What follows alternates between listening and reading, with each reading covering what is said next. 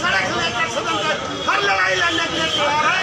यह पिछड़ा दलित जिस दिन एक हो जाएगा साथियों, जाति जनगणना भी होगी और जिसकी संख्या भारी उसकी उतनी हिस्सेदारी भी मिलेगी और देश में संसाधन का बंटवारा सभी के समानुपाती जाति आधार पर होगा।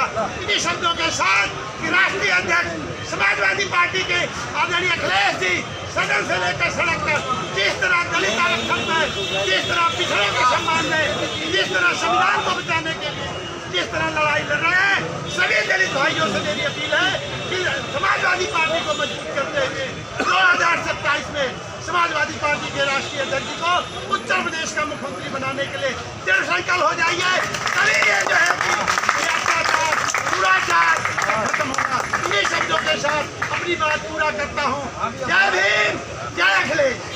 अखिलेश भैया जिंदाबाद, जिंदाबाद जिंदाबाद, अखिलेश भैया जिंदाबाद, जिंदाबाद जिंदाबाद। आज धरना प्रदर्शन कार्यक्रम की अध्यक्षता कर रहे सम्मानित जिलाध्यक्ष आदरणीय राकेश मौर्य जी, इस कार्यक्रम में उपस्थित सांसद प्रिया सरोज जी, विधायक आदरणीय श्री रानी सरोज।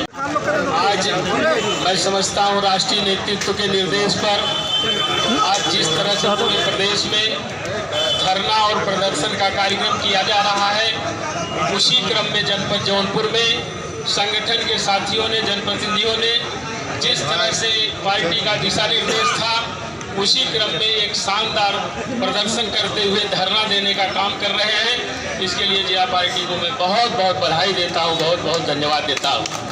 और दोस्तों, जितने मुद्दे हैं वह बात साफ है और मैं समझता हूँ पूर्ववक्ता साथियों ने बड़ा बेहतरीन तरीके से उस पर प्रकाश डाला है।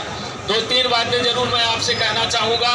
एक तो यह मुद्दा ज्वलंत उदाहरण जो आपके सामने है, जिस तरह रामजी लाल सुमन के ऊपर जुल्म, अन्याय, अत्याचार जिस तरह से किया जा रहा है, जिस तरह से उनके ऊपर हमले किए जा रहे हैं और हमले होने के बाद हमला करने वाला अपनी जिम्मेदारी भी ले रहा है कि मैंने किया है, जो करना हो करके दिखा दो।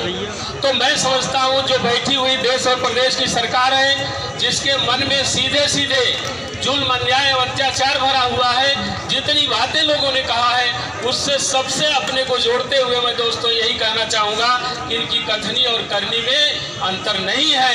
ये जो कहते हैं उसे करते नहीं, जो करते हैं उसे कहते नहीं, इसलिए लगातार उसमें अंतर बना करके इस तरह से जनता को ठगी का शिकार बनाए हैं। मैं दोस्तों इस धरने के माध्यम से यही मैं कहना चाहूँगा, पहलगाम में जब इस तरह से हंगामा हुआ और जिस तरह से जो बात बहुत सारे लोग सोशल मीडिया पर देखते होंगे कि यही आज के मौजूदा प्रधानमंत्री जब मुख्यमंत्री के रूप में थे, तो मैं समझता हूँ उस समय के प्रधानमंत्री से क्या क्या बातें ये कहा करते थे और जो कहा करते थे वो सोशल मीडिया पर आप सभी लोगों ने देखा है। और जब देखा है तो मैं समझता हूँ क्या अंतर रह गया जब वहाँ पर इस तरह से लोगों को गोली से उड़ाने वाला व्यक्ति, उग्रवादी, आतंकवादी जब अपनी जिम्मेदारी ले रहा है कि हमने ऐसा किया और सारे लोग इकट्ठा होकर के कह दिए सरकार को जो भी निर्णय लेना हो वो सरकार ले, पूरा विपक्ष एक साथ पूरी सरकार के साथ खड़ा होकर के उनसे निपटने का काम अपने जिम्मे से बता दिया। और यह कहने के बाद यही विषय देखिए, रामजी लाल सुमन जो नेता हैं, जो कई बार के मिनिस्टर रहे हैं, जो पार्लियामेंट के अंदर अपनी भावना व्यक्त करते हुए जिस तरह से उनके साथ का व्यवहार किया जा रहा है, उस व्यवहार के साथ तो आप बताइए उनके साथ जिस तरह से जुल्म, अन्याय, अत्याचार हो रहा है, तो करने वाले भी कह रहे हैं कि मैंने किया है। और यह भी बात सरकार के सामने है। जब ये बातें सरकार के सामने है तो सरकार कार्यवाही नहीं कर रही है। हमारा जो उद्देश्य था यहाँ बैठने का, आपके बीच में संदेश देने का कि दोस्तों, सड़क, बिजली, पानी, दवाई और पढ़ाई की तो बात छोड़िए, उन तमाम सारी परिस्थितियों में किसान, गरीब मजदूर, नौजवान, छात्र और अधिवक्ता, शिक्षक, व्यापारी वो किसी एक जात के नहीं है। अगर इन सारे लोगों के साथ इस तरह से जुल्म, अन्याय और अत्याचार हो रहा है, तब दोस्तों इसकी जरूरत पड़ गई। आज हमारे माननीय राष्ट्रीय अध्यक्ष जी ने यही आह्वान किया है कि हम निश्चित रूप से एक ज्ञापन के माध्यम से एक संदेश देना चाहेंगे और संदेश देने के बाद हम चाहेंगे कि सरकार इन सारी चीजों पर कार्यवाही करे।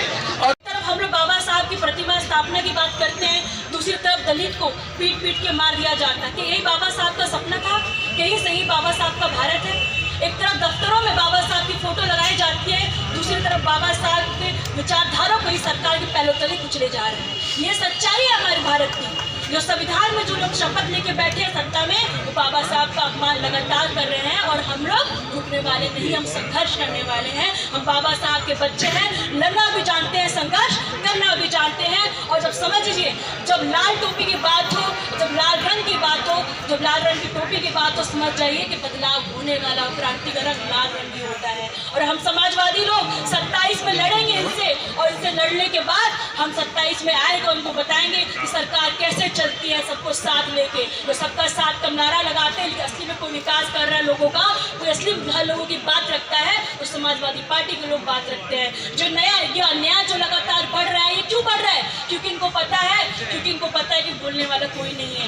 ये सत्ता में जो अन्याय बढ़ता जा रहा है, कि इनको पता है कि यहाँ पुलिस में उनके लोग बैठे हैं, प्रशासन में उनके लोग बैठे हैं, इसलिए इन लोगों में डर और खौफ नहीं है। लेकिन हम लोग आवाज़ नहीं उठाएंगे तो आप समझिए जो न्याय ये बढ़ता जाएगा।